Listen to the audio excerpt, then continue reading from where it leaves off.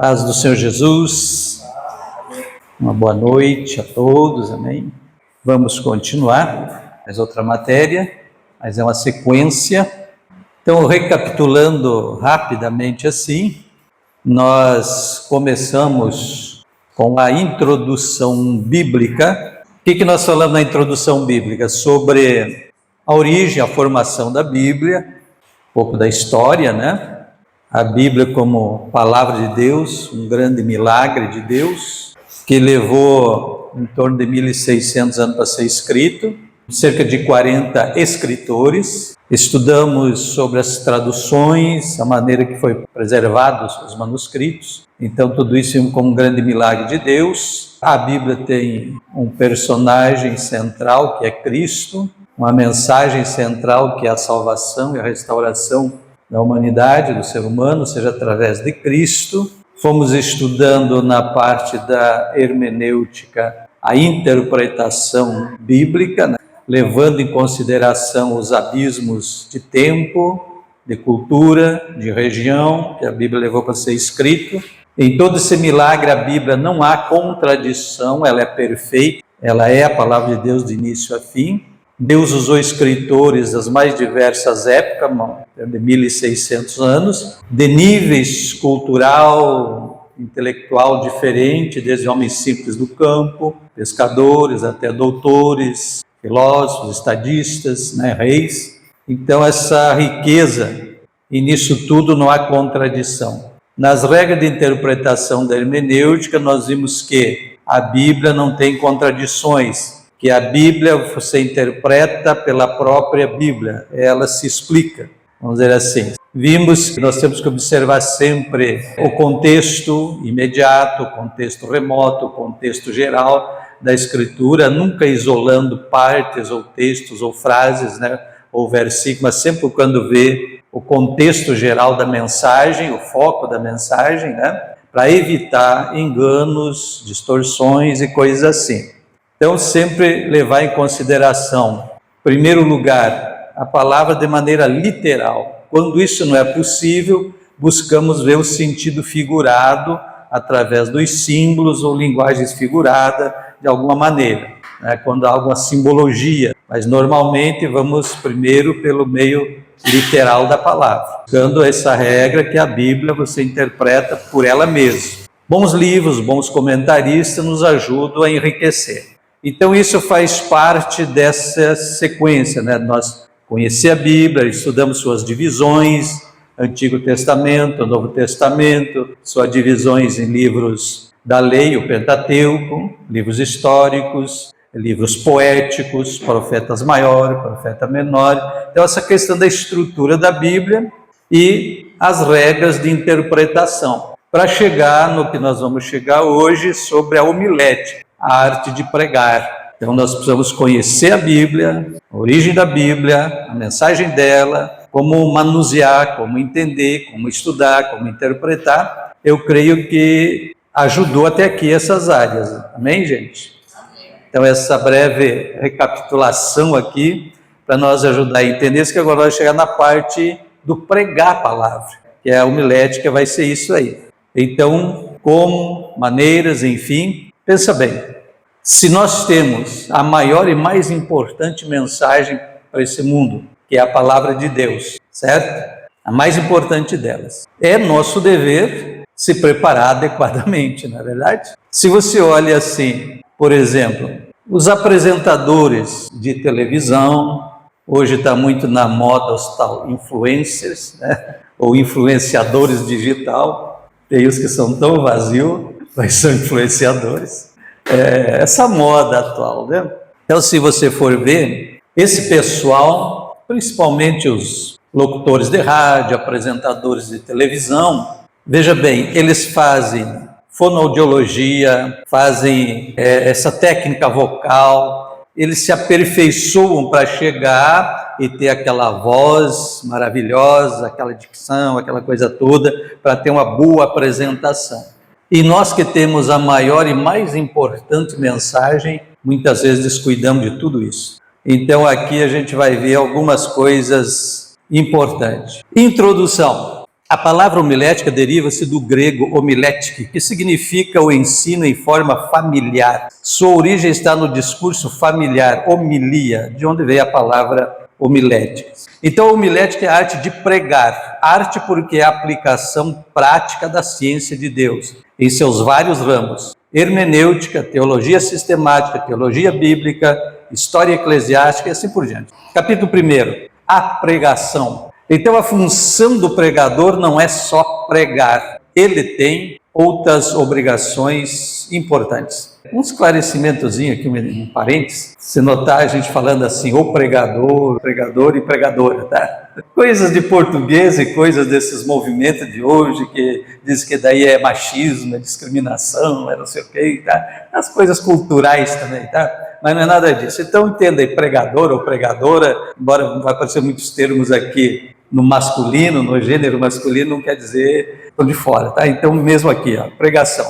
Então, a função do pregador ou pregadora, né, que hoje temos muitas, não é só pregar. Ela tem outras obrigações importantes. A pregação, porém, constitui o seu trabalho por excelência. E por isso convém que haja ideia clara sobre ela, a pregação, antes de entrar na explicação minuciosa da arte de pregar, de arte de preparar e pregar sermões. Pregação é a transmissão oral da verdade divina com o fim de persuadir a pessoa ouvinte, certo? Esse é o objetivo.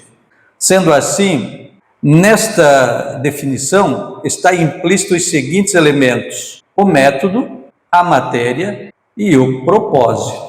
O método é a comunicação oral ou viva voz, e a voz é o principal veículo de comunicação verbal.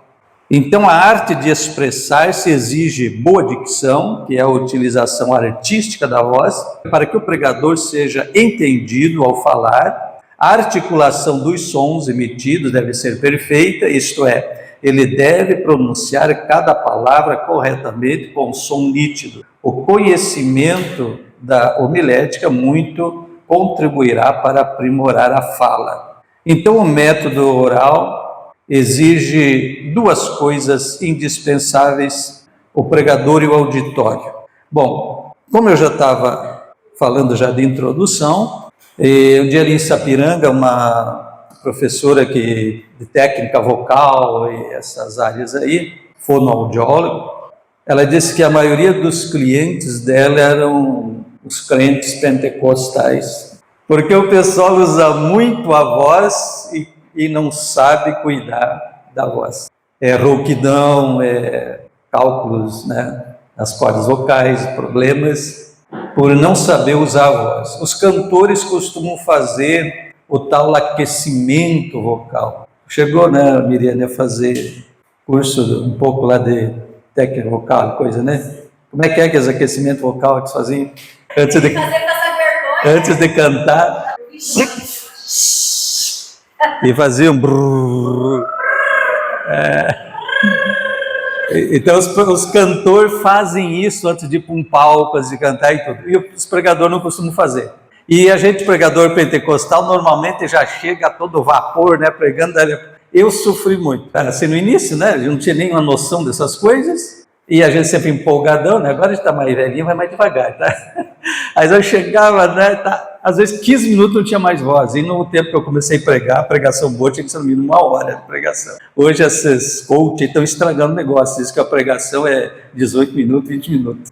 Estão tirando a palavra dos púlpitos. Mas quando eu comecei, o pregador, para ser bom, tinha que pregar pelo menos 1 hora de pregação. Aí às vezes em 15 minutos acabava a voz. Porque tu se empolgava a falar muito rápido, coisa, fogo puro, né? Dali a pouco a voz saía.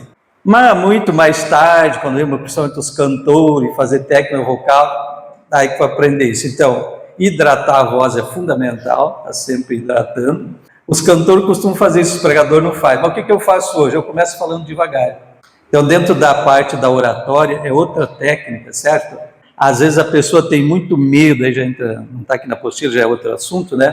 Mas o medo de falar, ou a pessoa fica ansiosa. Então não precisa pressa. Você respira fundo, o oxigênio baixa a adrenalina, né? Então acalma a pessoa. Às vezes, quando está muito agitado, respire fundo. Aí tu vai ver que desacelera. porque o oxigênio queima, elimina a adrenalina, né? Hidrata a voz, então vem para o altar sem pressa, sem medo, o povo está esperando. Dá uma ajeitadinha no microfone, dá uma disfarçadinha, certo? Esse picarreia é ruim para as cordas vocais, estraga. A pessoa tem o costume, às vezes o cara está meio gripado, meu camarada se obriga a dar uma... nada, isso aí prejudica. Então, melhor é hidratar, é água. Então, essa segurança, essa calma, esse negócio é assim. Então, hoje eu vou pregar, eu começo falando devagar, chego sem pressa, saúdo as pessoas, lê uma palavra e começo a falar devagar. Porque tu vai aquecendo a voz, as cordas vocais, coisa, vai hidratando, e aí tu vai longe. Já teve vezes de eu ministrar 2 horas e não falta a voz. E que de começo eu sofria muito por não conhecer essas coisas aí, certo? Então é importante. O método, então, é a nossa comunicação, é a voz. Então ela é o nosso principal veículo de comunicação. Então uma boa voz, como eu disse antes, os locutores, apresentadores, todos eles cuidam, vivem tratando e fazendo essas técnicas todas para chegar lá com a voz impecável na frente. Porque alguém com um problema difícil de voz, ela tem que tirar a atenção daquilo. Se nós temos uma mensagem importantíssima, queremos que todos captem, peguem essa mensagem, a gente tem que transmitir ela da melhor maneira possível. Então a técnica é isso. Anula a unção do Espírito? Não, claro que não. Mas, às vezes, a pessoa está muito ungida, cheia da graça, mas não sabe, não consegue comunicar a coisa direito. Prejudica o outro lado, sem dúvida. Há uns anos atrás, lá pela década de 90, não me lembro bem, acho que foi. Teve um cantor que fez muito sucesso com uma música. Nós tivemos um congresso estadual aqui de jovens na igrejinha, e como ele tinha estourado, né, com aquela música dele, excelente, uma graça realmente extraordinária. E estava pregando ali o Gilmar Santos. Daí eu estava sentado no altar do lado do Gilmar Santos. E quando esse irmão foi cantar, muito simplóriozinho o jeito dele, cantava meio encolhidinho, assim, tá, mas uma unção, a graça. O pastor Gilmar bateu na minha perna e disse assim: se esse homem não mudar de jeito, não vai longe. Eu achei meio estranho, né? Mas ele é um pregador experiente, e não deu outra, mas subiu. Fez muito sucesso aquele ano ali, tá? Meu Deus, todo mundo cantava aquela música dele, e acabou. Então o que faltou? Algumas coisas nós vamos vendo aqui para frente. Ele tinha voz, tinha unção, mas faltava postura, faltava uma série de outras coisas que compõem o conjunto da comunicação. Então, a homilética é essa arte, essa ciência de pregar, de comunicar, de transmitir o que temos a transmitir, de tão importante que é a palavra de Deus. Então, essa arte exige essas coisas aí. Essa boa apresentação da voz e também a parte pessoal que vamos para frente. Então, o método oral exige 2 coisas indispensáveis: o pregador e o auditório. Então, aquele que ocupa o púlpito para pregar deve esforçar-se para transmitir a verdade divina com a maior perfeição ao seu alcance. Então é necessário esse esforço. As exigências do pregador, que a gente vai ver vários detalhes para frente, bastante coisa, tá? Mas do auditório a gente não falou muita coisa, aqui até anotei que é necessário a gente falar. Ó, aqui vocês têm um problema, barulhão nessa rua aqui da frente. É um problema, porque principalmente quando está estudando. Nos vídeos que eu estou gravando, quando passa a moto ali, some a voz da gente. Evitar toda e qualquer coisa que tire a atenção. Porque às vezes tu está no meio de um raciocínio, de uma sequência, aí até dentro do ambiente, alguma outra coisa, bagunçou, chamou a atenção, é um barulho esquisito ali, passa uma pesgaçada ali, já todo mundo olha para lá, quer dizer, até tu voltar e pegar o fio da meada de novo, entende? Então o auditório é muito importante.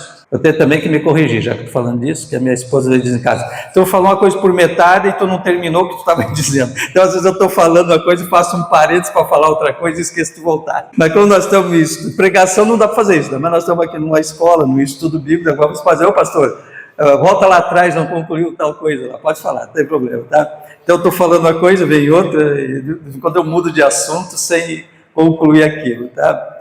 Aí a gente apressado, às vezes engole alguma coisa, né? Esse é o problema do pentecostal, nós vamos ver para frente aqui. Gente, para que eu estava falando mesmo? Do ambiente, do auditório. Então você, graças a Deus, vocês estão com um salão bom aqui, né? Num espaço razoável, tá bonitinho, bem organizado. Isso é importante, sim. As pessoas vão num lugar que elas se sentem bem, que tem um bom ambiente, e tudo isso é importante. Quanto ao barulho, dificilmente vocês vão resolver esse barulho aí fora, tá? É da rua. Mas o mais é importante. Mas o que eu queria dizer é que uma vez eu vi um rapaz, alguém botou um comentário na internet, alguma coisa, disse assim, que no Brasil tem essas igrejas luxuosas e tal, né, que a gente tem realmente templos enormes, com tudo, todo o conforto possível, né? No meu tempo de menino, a gente ia para a igreja com os banquinhos de madeira dura, as coisinhas assim. Hoje, a maioria das igrejas é estofadinha, toda radinha, ar-condicionada, todo aquele desconforto, né? E uma pessoa botou lá criticando essas igrejas ricas, não sei o quê, com luxo, com isso, aquilo, que lá na África as pessoas ficam 8 horas num culto embaixo do árvore, sentado numa pedra, num galho de pau e não sei o quê. Aí você olha assim, cara, uma coisa bem uma demagogia, né? Você vai olhar, não, é verdade. Mas vai ver o padrão de vida daqueles interior lá com o padrão daqui. Não tem cabimento, né, fazer esse tipo de comparação. Porque as pessoas vão lá e ficam 10 horas num culto, ganham um prato de sopa por dia, comem e ficam... Muitas regiões lá, né? É diferente daqui. Vai pegar pessoas que têm um bom conforto em casa, vai ir para a igreja onde ele vai se sentir desconfortável e mal recepcionado, mal atendido, mal acomodado, ele não volta. Então não tem como comparar um ambiente aqui com quem vive numa selva lá. Então são necessidades. Hoje muitos têm bons carros, ele também já pensa em segurança onde ele vai. Tem segurança? Vou deixar o carro lá na rua, alguém vai quebrar, riscar, roubar? Então tudo isso hoje preocupa. Então é o conjunto de todas as coisas. A gente não pode tirar atenção dessas necessidades e deixar essas demagogias de lado, né? Tudo depende, assim, de onde a gente está e que tipo de pessoa a gente está alcançando. Então, queiram ou não, hoje tem que oferecer, sim, e porque existe, sim, uma certa concorrência. Então, dentro dessa introdução aqui, pessoal, deixa eu falar algumas coisas. Hoje a gente tem muitos mimimi de preconceito disso, preconceito daquilo. Não é, gente. Pode até as pessoas sufocar e dizer, não tem preconceito, não tem, mas veja bem, chega num banco, chega numa loja de bom nível, assim, com alguma coisa, vai ver se tu acha a gente mal apresentado, desleixado, mal arrumado, vai ver se a loja está bagunçada.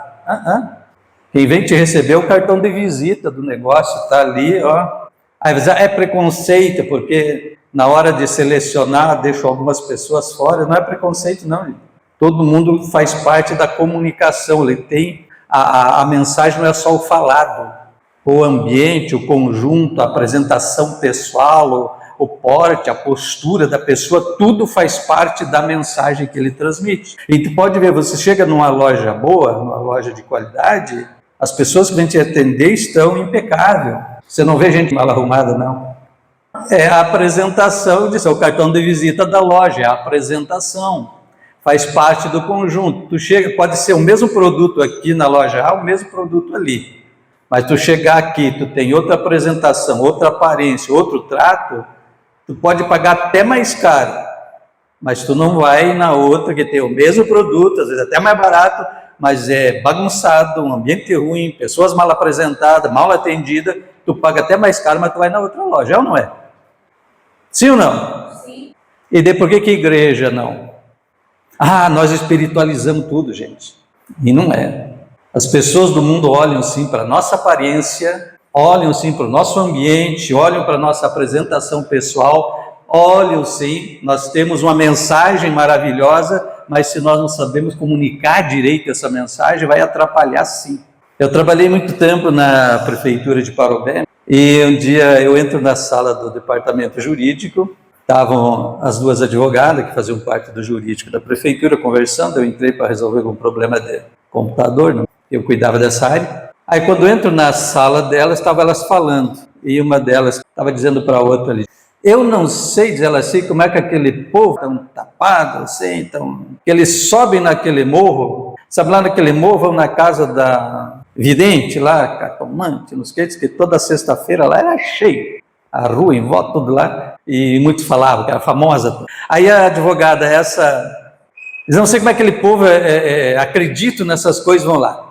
Acha que aquela mulher vai resolver o problema dela. Aquela mulher da vida mais desgraçada que tem, família e tudo, e esse povo vai lá e dá dinheiro, acha que ela vai resolver, não resolve nem a vida dela, vai resolver o problema da vida dos outros lá. Quer dizer, uma pessoa que não é crente, que não sabe nada, não sei, faz muitos anos agora que não vejo elas, que não sabe nada disso, não é evangélica, mas a inteligência, a sabedoria, se a mulher não resolve nem o problema da vida dela, vai resolver o problema dos outros, esse povo vai tudo para lá atrás de que ela não resolve a vida dela. Além da miséria que ela vivia. Da vida desgraçada que tem, e esse povo vai lá do dinheiro acreditando que ela vai resolver, se não acerta nem a situação dela. Aí eu saio da sala pensando assim, em nós os crentes, entendeu? Então o testemunho faz parte da nossa mensagem, não é só o que falamos, é o que representamos, é o que eles vêem na gente também. Na verdade, o que eles veem fala muito mais alto do que a gente fala. Exato. Então, toda a nossa postura em tudo isso faz parte, tá bom, gente? A matéria da pregação, a verdade divina, a palavra de Deus. A pregação não pode ser antibíblica. Antibíblica é aquela que apresenta verdades distorcidas ou adulteradas. A pregação não deve ser extrabíblica. O que é isso? Extrabíblica é aquela que surge recheada de filosofia, muita cultura, técnica excelente e moderna, mas vazia de um alicerce bíblico e de substâncias de revelação. Os pentecostais têm sido acusados de incluírem excessos de textos bíblicos em suas mensagens. Certamente está aí um dos segredos para o crescimento da obra de Deus. Gente, isso aqui é de muita importância, porque hoje a gente tem essa riqueza de meios de comunicação, que principalmente a internet hoje, né? Sem dúvida o maior meio de comunicação hoje é a internet. Tem todo tipo de, hoje os tais influencers, né? E de religiosos das mais diversas e inimagináveis fontes e classes aí estão aí pregando e tudo. Isso está influenciando muitos pregadores e está vindo também para dentro das igrejas. Eu sempre digo, cuidado quem traz ministrar na sua igreja. Sempre fica o conselho, pastores, obreiros, que hoje eu não estou pastoreando igreja, estou mais andando, né? Tem pastores que me convidam, pastor, só vem me visitar, eu preciso conversar contigo, eu preciso de uns conselhos. Às vezes eu nem vou para pregar, só vou para conversar com pastores. Essa influência que está tendo de muita gente, daí tem que ter cuidado quem a gente convida, que a gente traz para dentro da igreja. Porque a Bíblia nos fala, Jesus falou e o apóstolo Paulo falou, de doutrina de homens e doutrina de demônios. Paulo disse isso para Timóteo, né? Então, se existem doutrinas de homens e doutrinas de demônios, a gente tem que saber onde é que está e evitar que essa gente entre na igreja pregar para a gente. Certo? Porque eles não vêm trajado de diabo, eles vêm trajado de anjo. A Bíblia mesmo diz isso. Se apresenta até como anjo de luz. Isso assusta alguém? Não sei se assusta, mas ele não pode ser ingênuo se a Bíblia está nos advertindo de uma guerra ferrenha a nível espiritual. Como é que a gente vai ignorar essas verdades? Então, veja bem, a mensagem antibíblica é aquelas mensagens com ensinos estranhos à palavra, distorcidos, que pode estar vindo doutrina diabólica. E o extra-bíblico, as pessoas se baseiam, eu já vi gente pregar baseado em livros apócrifos, que não foram incluídos na Bíblia porque não foram considerados canônicos ou santos. Mas tem gente que leu e vem e prega sobre aquilo. Por exemplo, nós temos a história de Salomão. Diz a cultura e a tradição judaica que Salomão escreveu o livro de Cantares na juventude. Então tu vai ver, ele é um livro bem romântico, cheio de amor, de paixão, pela esposa, pela noiva, enfim, ilustra o amor de Deus por Israel, ou de Cristo pela igreja, esse paralelo, tá? Então diz que ele escreveu esse livro na juventude, então cheio de sonhos, cheio de romantismo, cheio de coisas lindas, tá? Provérbios ele escreveu já na meia-idade, então um livro de sabedoria, de muito conhecimento, muita experiência, muita coisa, ele foi o homem mais sábio da história. Então ele escreveu Provérbios em período da meia-idade. E o livro de Eclesiastes ele escreveu na velhice, quando ele botou que eu muito trabalhar, o estudar demais e tudo mais é enfado, é canseira, tudo é vaidade debaixo do sol, a vida é rápida, essas coisas todas. Então, lembra do teu Criador nos dias da tua mocidade, aquela reflexão toda. Falei já outro dia aqui que Provérbios fala da sabedoria no ponto de vista divino e o Eclesiastes do ponto de vista humano. Então, ali ele está vendo a realidade da vida humana, que passa tão rápido. Então, ele melhor é o fim das coisas do que o começo, melhor é ir na casa de luto do que na casa do banquete. E tudo isso ele concluiu na velhice dele. Então, você vai observar isso, maravilha. É uma parte histórica registrada nas histórias judaicas, que realmente ele escreveu esses livros nessas 3 fases da vida e realmente tudo bem. Então não tem nada de errado a gente ter essa informação, ou até falar em algum momento de pregação. Mas tem uma lenda da história do Salomão, que eu li isso aqui, já vi pregadores pregar uma hora de uma maneira, outra hora de outra, que é uma historiazinha, não sei se é história ou é lenda mesmo, para mim é lenda, mas diz que faz parte das histórias, eu não achei, que ilustra a história da vida dele, de Salomão com a sunamita, que diz que ele se trajou, tirou suas vestes reais e conheceu ela e se apaixonou e prometeu que ia voltar a buscar ela, e ela ficou trabalhando na vinha. Aí tem aquela palavra do Eclesiastes, morena, queimada do sol, porque os irmãos botaram no trabalho e tal. Mas diz que todo dia ela depois do serviço, banhava-se, botava suas vestes limpas, e daí dizia, por quê? Porque ele prometeu que vem me buscar, e no dia Salomão foi lá e levou ela de volta. Então faz todo aquele romantismo, uma lenda romântica, bonita, e eu já vi pregadores fazer uma pregação toda para a igreja baseada em cima disso. E pior que um contou a história de um jeito, outro contou de outro jeito, eu li de outro jeito, quer dizer, 10 pessoas vão inventando e fazendo, e o povo acha lindo, porque é romântico, o brasileiro gosta de coisa romântica, sentimentalista, e tá, isso às vezes prejudica o evangelho, porque às vezes a nossa mensagem não está sendo verdadeira, está sendo baseada em coisas. Pessoal, é muito perigoso. Quem pode abrir Ezequiel capítulo 13? Desde o verso 1. Pode ser desde o verso 1, vai indo aí, acho que até lá para o 7, 8. Então veja bem, o que ele vai dizendo aí, tem um dos versículos que ele diz, ai, acho que no verso 3 começa assim, né? Ai desses profetas, que dizem, né, depois nos versículos seguintes, assim diz o Senhor, quando o Senhor não falou. Profeta não é só aquele que levanta, assim que diz o Senhor, não sei o quê, quem está pregando também é um profeta.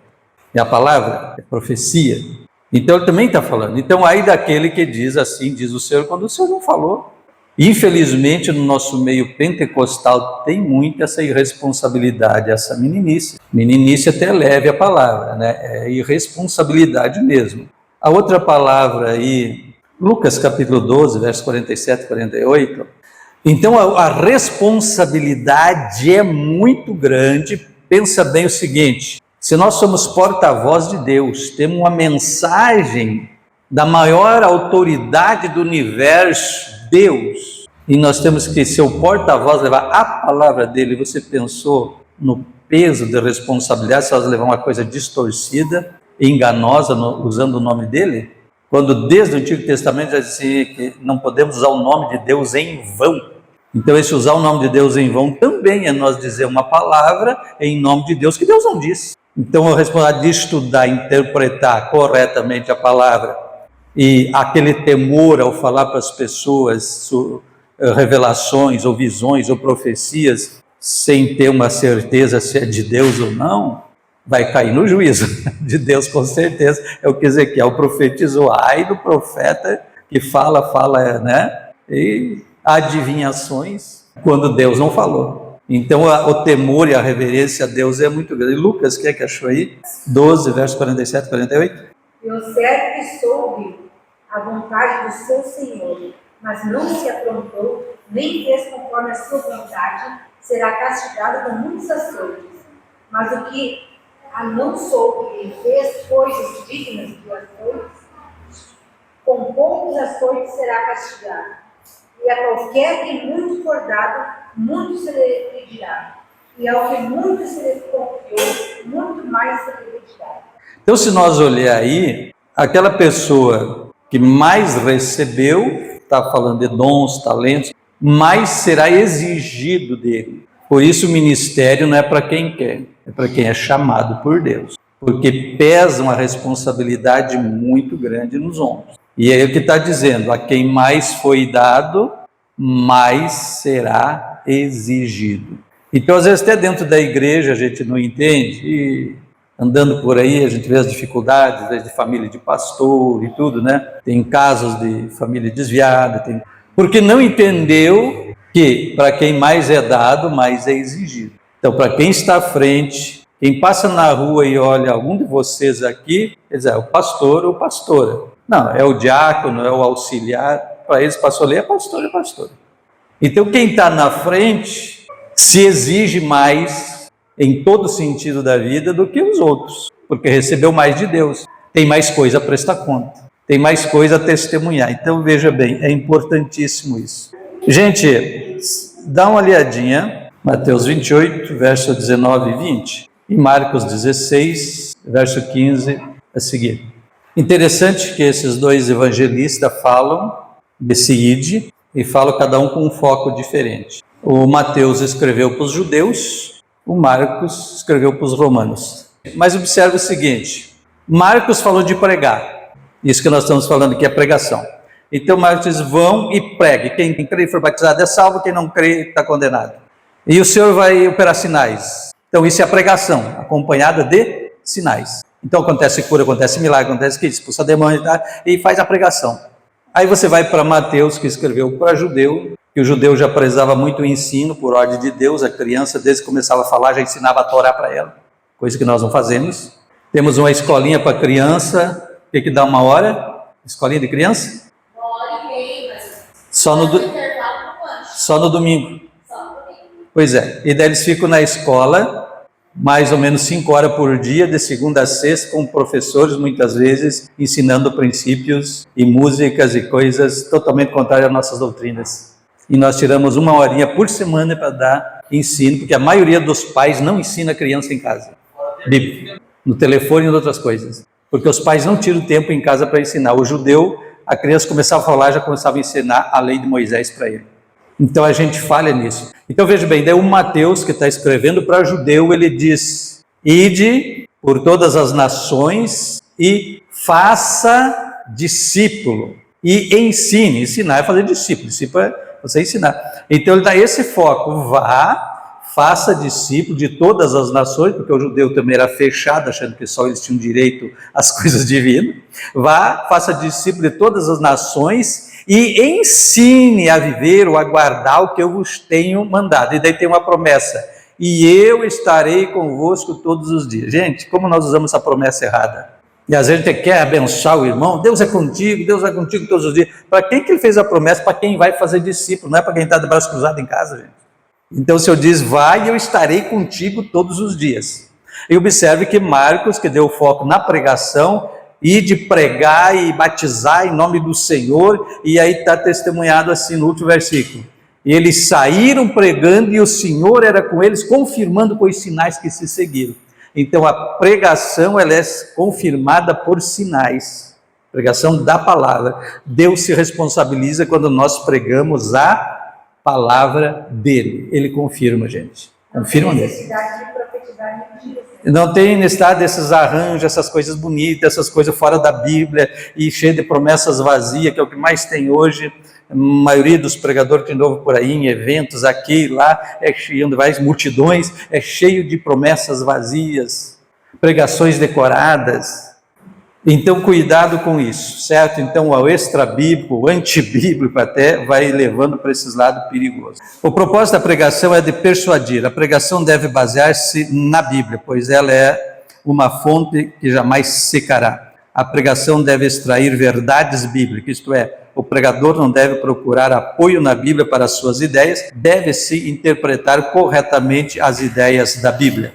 A homilética traz benefícios para a entrega da pregação, pois desenvolve a arte da expressão. Sem dúvida, a homilética contribui eficazmente para que o pregador desenvolva a habilidade de falar, isto é, a arte da expressão. Temos de encarar a realidade. A dificuldade da expressão no púlpito dispersa a atenção e o interesse do auditório. Por isso, o pregador deve sempre procurar expressar-se bem em público. A homilética desenvolve o raciocínio. A homilética aprimora os conhecimentos gerais e desenvolve a vida espiritual. Agora, sobre a pessoa do pregador ou pregadora. Temos pregador e temos pregadoras, graças a Deus. Vamos lá. A personalidade do pregador tem papel importante no êxito da pregação. O pregador é alguém que recebe a mensagem e a entrega ao povo. Requisitos do pregador ou pregadora. O pregador tem de ter experimentado em sua própria vida a obra regeneradora do Espírito Santo. Como poderá alguém pregar a mensagem de salvação sem ser regenerado, sem ser salvo, né? Mas aos profissionais, falsos pregadores, essa coisa que eu falei. Sabe que hoje tem lugar aí que tu faz um curso, volta e manda oferecendo pra gente. Tu faz um curso com eles lá, eles te dão a credencial de pastor, de bispo, de apóstolo, o que você quiser. Faz o cursinho com eles, te dão essas coisas. Faz um curso de oratória, aprender um bom discurso e tudo, e eles te dão a credencial. E essa gente vê nas igrejas um lugar para ganhar dinheiro, e eles ligam se oferecendo e saem por aí fazer as coisas. Muito bom, com 10 mensais, Roda o mundo. Nós temos bons pregadores, gente, não vamos generalizar. Tem os sem vergonha aí, os mal intencionados pelo meio, mas tem muita gente boa.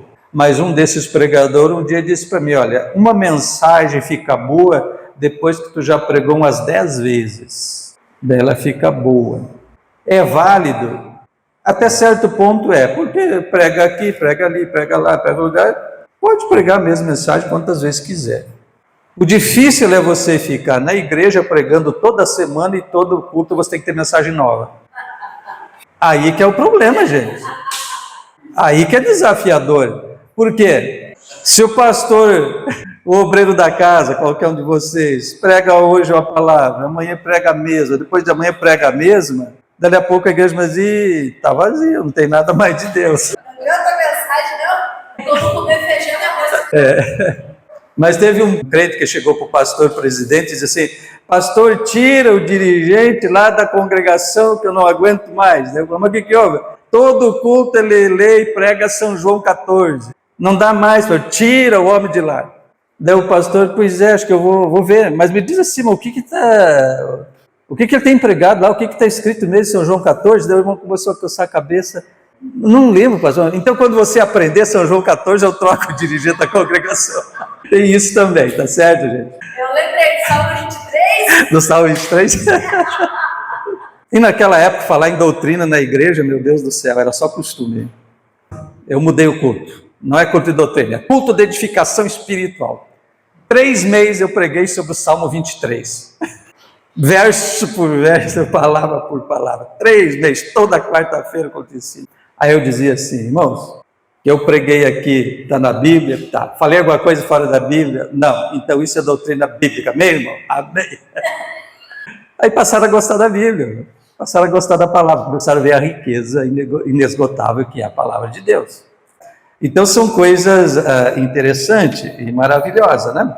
Então diz o seguinte, eu li num livro uma história, um testemunho, que numa formatura de uma turma de seminário, teologia, enfim, orador da turma, tem o paraninfo, aquela coisa toda, né? Aí um moço, orador da turma, pegou lá e foi ler o Salmo 23, declamar, treinou muito bem, e chegou lá e começou, né? O Senhor é o meu pastor e nada me faltará, deitar-me faz em verdes pastos, guia-me mansamente às águas tranquilas. Foi declamando, lindo, e a plateia levantou, aplaudiu, tá, maravilha. Depois dele, o fim da cerimônia, o paraninfo, professor, um senhor já bem velhinho, levantou e foi dar a palavra dele, abriu a Bíblia, Salmo 23, e daí ele começou lá, né?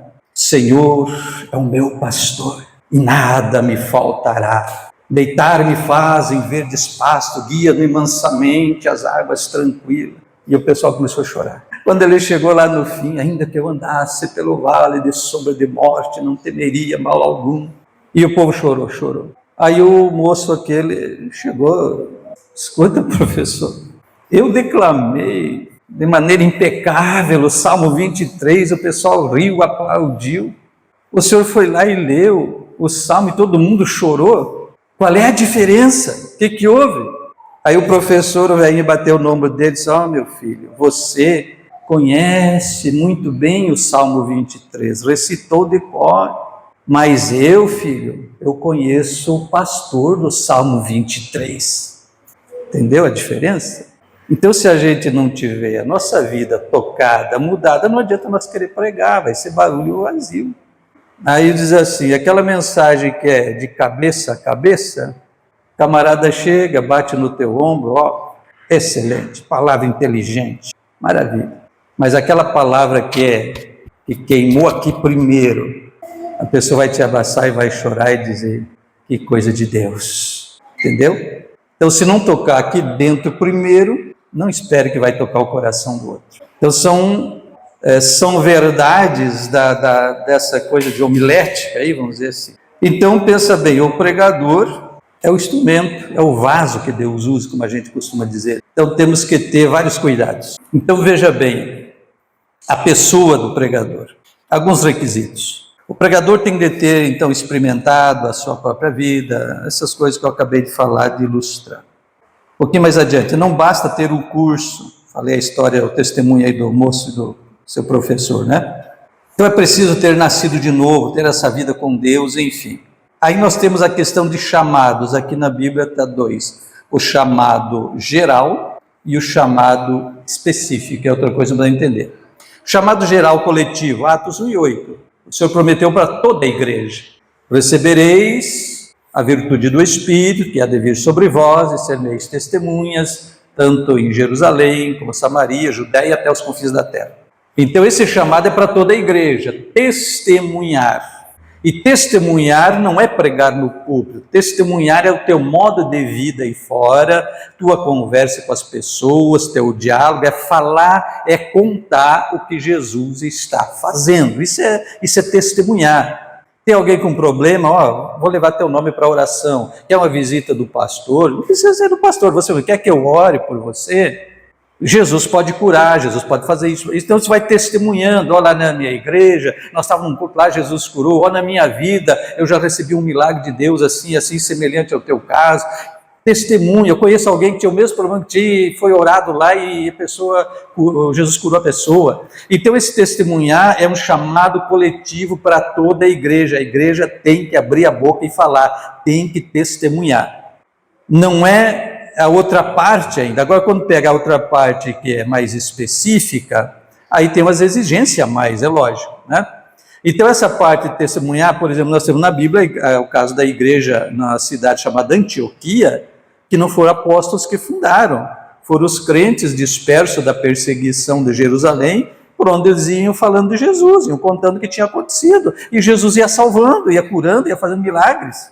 E depois que os apóstolos foram para lá. Então esse é o chamado coletivo. Depois nós temos os chamados específicos, que é para obreiros, outras coisas que têm exigências maiores, mas são dons que Deus dá também para a pessoa, como até já falamos um pouquinho antes ali.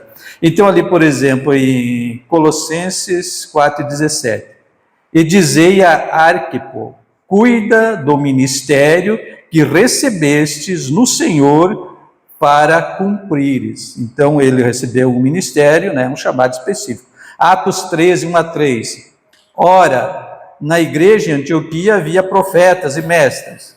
Então ali adiante diz que alguém desses profetas falou, separai para mim Barnabé e Saulo para a obra que eu tenho. Foram enviados de missionário. Chamado específico, Barnabé e Paulo para a obra missionária.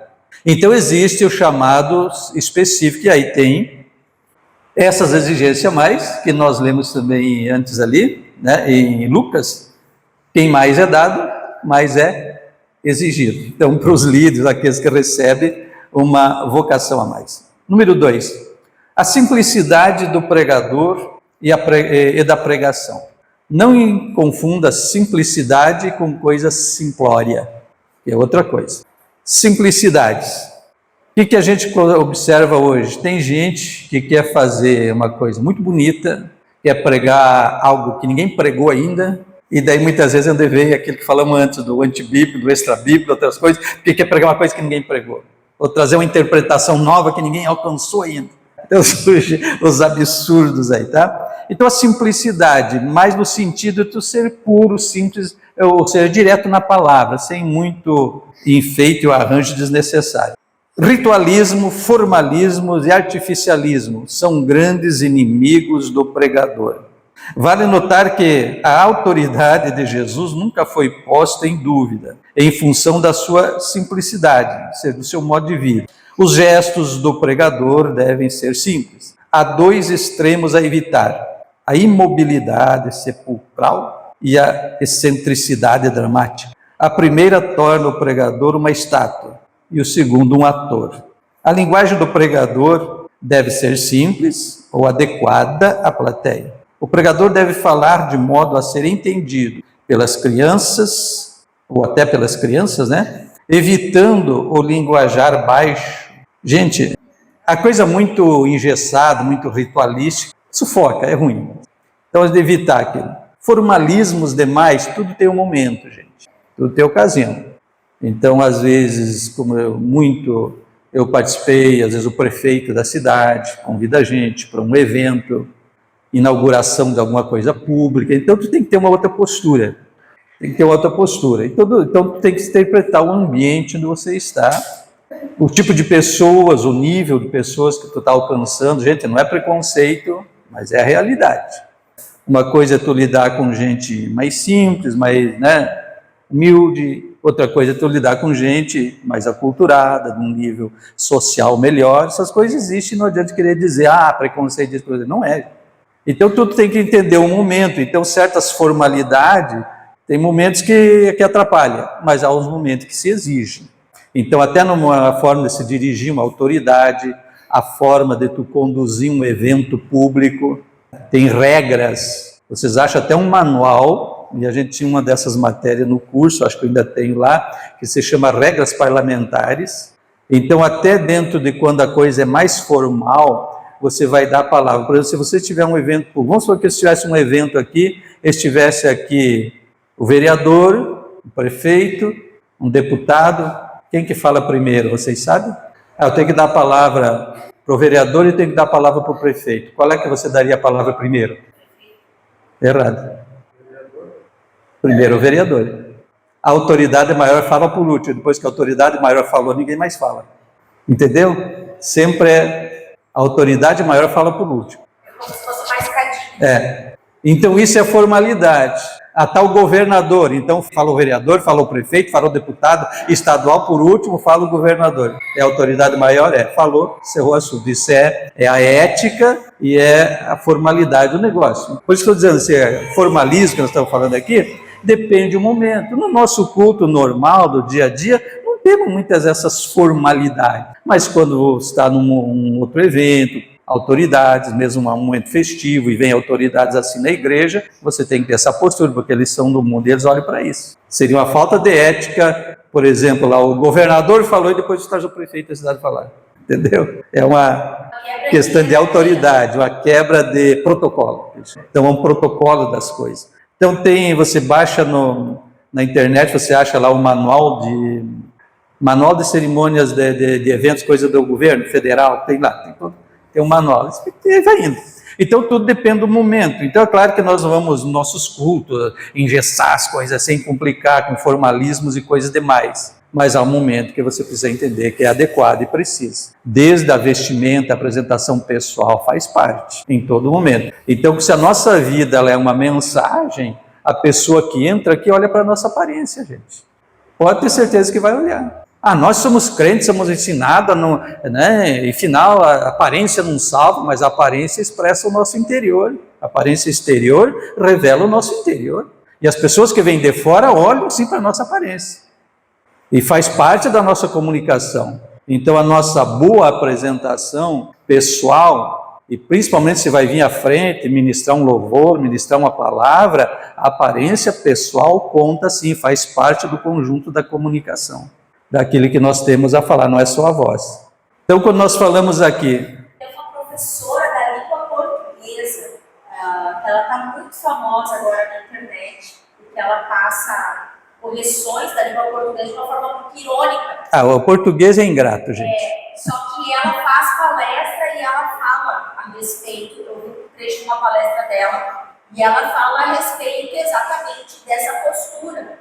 E ela fala que a forma como tu se veste, a forma como tu te posiciona diante das pessoas, isso já está falando por si só. Sim. Já passa uma mensagem a respeito do teu caráter e da tua personalidade. Imagina, só uma visão. O psicológico é muito forte, nós somos isso, gente, não adianta fugir disso.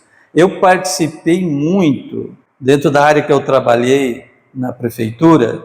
Primeiro, logo que entrei na prefeitura, eu cuidei da área tributária, depois eu passei quando começaram a informatizar, automaticamente assumi, e por muitos anos eu atendi a informática. Então eu tinha que ir seguido para cursos. Primeiro porque era precário o negócio aqui, custou, a informática veio até explodir, né? Então eu tinha que ir para Porto Alegre fazer curso, e dentro da áreas de sistema, programação, eu tinha que ir para Porto Alegre. Então eu fui muitas vezes naqueles hotéis em Porto Alegre, em palestra, coisas também dos municípios, da FAMURS, essas coisas todas, eu ia para lá, para curso, para palestra, para isso. Fui para a Universidade de Santa Maria fazer curso dentro dessas áreas todas. Então eu vi muita palestra, e tinha aqueles camaradas que tu dava graças a Deus quando ele encerrava, sabe? Às vezes o cara sabia, mas tu não aguentava ouvir a pessoa. E tinha outras pessoas que diziam assim, por que parou? Vai mais um pouco. Então essa questão, ela faz parte sim, o linguajar, a aparência. O que nós falamos aqui? Por exemplo, a pessoa paralisada. E eu vi muito isso nas igrejas. O camarada chega e fica assim, né, que nem uma estátua realmente. Você não aguenta ouvir 5 minutos. Aí está ouvindo agora dizendo o pastor, irmão, tem os pregadores do TikTok. Diz, não no TikTok, os pregadores do TikTok.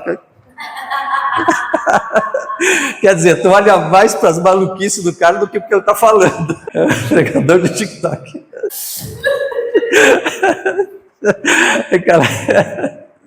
Os excessos atrapalham, gente. Quer dizer, o camarada começa a rir em vez de ouvir o que ele está pregando. Então, a coisa equilibrada. A voz, a maneira de falar, conhecimento do assunto, fala aquilo que tu conhece, não entra em assuntos polêmicos que tu não domina bem. Evita os excessos de gesticulação, mas evita de ser uma estátua. Então, a comunicação, ela tem a ver tudo isso, né? Não está aí na apostila, mas tem o seguinte, comunicação tem o emissor, tem o receptor e tem o meio e a mensagem. Então, tudo isso conta. Como é que está o receptor? Então, quando tinha antigamente que as rádios antigas que ficava chiando e ajustava, depois fugia a onda, isso aí é aquele negócio. Então, tem que evitar isso no nosso meio. Quer dizer, o pessoal tem que estar nos ouvindo bem, entendendo bem. Som ajuda muito, e graças a Deus está bom o som aqui, né? Ajuda muito. Às vezes, nos tempos atrás, que a gente não tinha nada de qualidade do som. Meu Deus do céu. A gente brincava, a gente dizia glória a Deus e aleluia do outro lado. Então, essa parte da voz, a parte, porque faz parte da comunicação. Por isso que a comunicação de rádio, por exemplo, perdeu muito para a TV, porque na TV tu tem o audiovisual, ou seja, você está ouvindo a voz, mas você está vendo a aparência da pessoa. Então, veja bem que a nossa comunicação, tudo isso faz parte. A voz, a entonação de voz, quando nós damos ênfase a alguma coisa, ou quando moderamos outra, ou seja, ajuda no teu raciocínio, naquilo que a pessoa vai entender que você está transmitindo. A afeição do rosto, então às vezes é incoerente, você está falando numa coisa alegre e está com a cara triste, entendeu? Então, normalmente quando nós estamos falando, o nosso rosto também expressa o que estamos sentindo, o que estamos falando. Então, a pessoa que está olhando, por isso a gente sempre fala olhando para as pessoas. Eu já vi com pregadores que fica assim, ou fica às vezes até de costa para o pessoal, né? Ou fica assim, quer dizer, ele não vê se está tendo uma boa recepção ou não, se está tendo uma reação ou não. Então essas timidez faz parte do outro curso, mas que a gente precisa perder esse medo. Então, para ter uma boa comunicação, é olho no olho. No momento que você fala olhando para as pessoas, você vê a reação, se a pessoa está aceitando ou não, está assimilando, está entendendo ou está viajando, você consegue ver, e aí tu consegue se corrigir também, se há alguma coisa na gente que não está, ou no ambiente, o que não está fluindo, que está atrapalhando a comunicação. Então a voz, a expressão facial, a expressão de rosto, os gestos que tu faz com a mão aqui, ali, ajuda a pessoa a entender o que tu está falando. Então a comunicação é um conjunto de coisas. E aí a aparência pessoal também conta, né? Eu já vi em alguns lugares pessoas mal arrumadas, parece que a calça vai cair assim, vai para lá, fica a barriga de fora, né? E aí a pessoa fica olhando, vai cair a calça ou não vai? E aquela barriga de fora lá. Quando pego umas pessoas meio achadas, que nem eu, fica com aquele tipo assim de querer. Então a aparência pessoal conta sim, gente. Então tem coisas que desvirtua a atenção das pessoas que vai atrapalhar a comunicação, certo? Então, por isso que eu disse, não confunda simplicidade com coisa simplória, desleixado, roupas que não combinam, roupa desajeitada e coisa lá, enfim, uma série de coisas. A aparência as pessoas vão olhar assim. Nós, entre irmãos, não nos damos conta para isso, não damos bola para isso, mas a pessoa que vem de fora olha. Tá, então faz parte do nosso testemunho e da mensagem que queremos transmitir. Por exemplo, tem uma palavra de Paulo, não estava anotado aqui, mas me veio na mente agora, isso é coisa de pregador pentecostal, tá? Então às vezes lembra que Paulo diz que para não usar roupas preciosas. Eu penso, o que é isso? Então quando há uma coisa exagerada que vai afastar as pessoas da gente. Então, tanto um extremo quanto o outro. Se a pessoa se apresenta com um luxo exagerado, para pessoas mais simples, elas vão se afastar. Agora, tu te apresentas desleixado demais, outras pessoas vão olhar, que é isso, né? Não acerta nem a vida dele, vai me ajudar na minha. Os extremos, entendeu? Então, você saber que tipo de plateia, onde tu vai, enfim, tu tem que te vestir, te apresentar adequadamente com o lugar onde você vai e com aquilo que você representa. Nós representamos o reino de Deus, gente. Nós representamos o reino de Deus. Tu já viu que hoje umas coisas que virou moda, que para mim, me perdoe aí, gente, mas eu tenho aqui para falar alguns conhecimentos. É um espírito de miséria. Representa um espírito de miséria. Essas roupas estraçalhadas, rasgadas, parece sair da Guerra dos Farrapos. E virou moda. Gente, eu vejo um espírito de miséria. Quando você vai para a Bíblia, você vai lá para Salomão, a rainha de Sabá saiu pasma com a apresentação, a vestimenta e a aparência dos seus servos, a entrada e saída de tudo. Você vai olhar para a Bíblia, tudo ela nos ilustra, e de vestimentas, no sentido natural, sentido espiritual, coisa caprichada. E então ela expressa assim uma coisa espiritual. Então quando você olha gente que parece estar maltrapilho na rua, que tipo de espírito ela está anunciando? Uma das coisas que o Leandro sempre fala, isso é tão importante que quando Deus foi dar a ordenança para Moisés, Deus especificou até mesmo a roupa do sacerdote. Os vestimentos, sim. Especificou tudo. E eu ainda brinco, até a cueca do sacerdote Deus. Era o cerolão. E os caras que vão pregar os pais.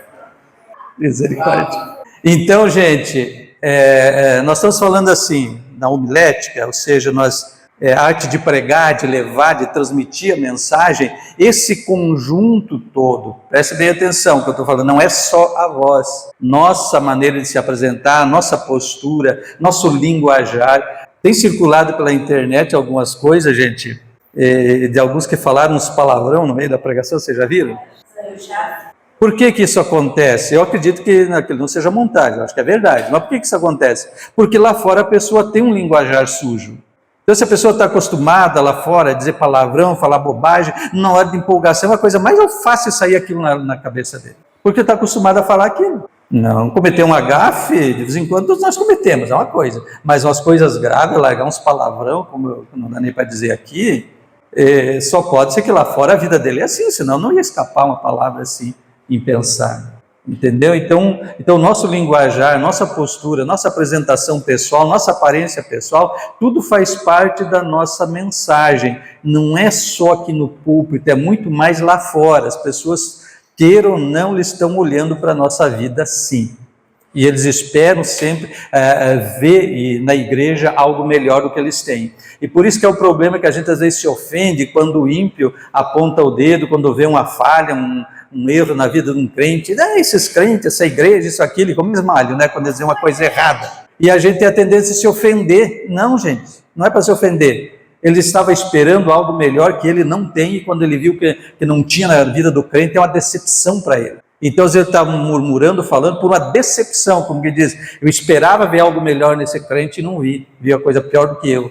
Então, cai na decepção, não é simplesmente criticar e malhar nós, não, gente. Muitas vezes é a decepção porque não viu algo melhor que ele está precisando. Então, a coisa da gente se avaliar e se corrigir. Então, outro dia, um cara meio torcido comigo, mas eu disse, era no reino de pastores, irmão, até citei essa palavra de Mateus, que Jesus disse, ide e faça discípulo. Nós temos que fazer discípulo e influenciar o mundo. Hoje está sendo o contrário. O mundo está entrando para dentro da igreja, está discipulando os crentes. Nós estamos aderindo a todas as modas mundanas e todos os discursos e pregações antibíblicas. Teve gente que se torcido comigo. Mas, irmão, se você olhar para a Bíblia, no Antigo Testamento principalmente, Deus só levantou profeta em momentos de crise. Profeta nunca vem em hora de bonança, sempre vem em hora de crise para confrontar o rei e botar as coisas nos trilhos. Por isso é muito árduo você dizer profeta do Senhor, viu? A responsabilidade é muito grande e demais, porque sempre Deus levantou em momentos de crise para confronto e nunca para agradar o povo. Então esse pessoal que só quer agradar cai no que nós falamos de Ezequiel. Aí do profeta que diz assim, diz o Senhor, quando o Senhor não falou, quando eu não mandei. E vai lá com falsas palavras e adivinhações. Então são coisas bastante complicadíssimas. Ser simples não significa ser simplório, né? Mas se identificar com o povo, com a plateia, com o grupo que você está atingindo, está num nível que você se identifique com eles, sem exageros, nem um extremo e nem outro. O pregador do evangelho deve vestir sempre de oração ou de um coração dócil e humilde. A mensagem pregada, antes de tudo, deve ser sentida. Eu expliquei tudo isso, né?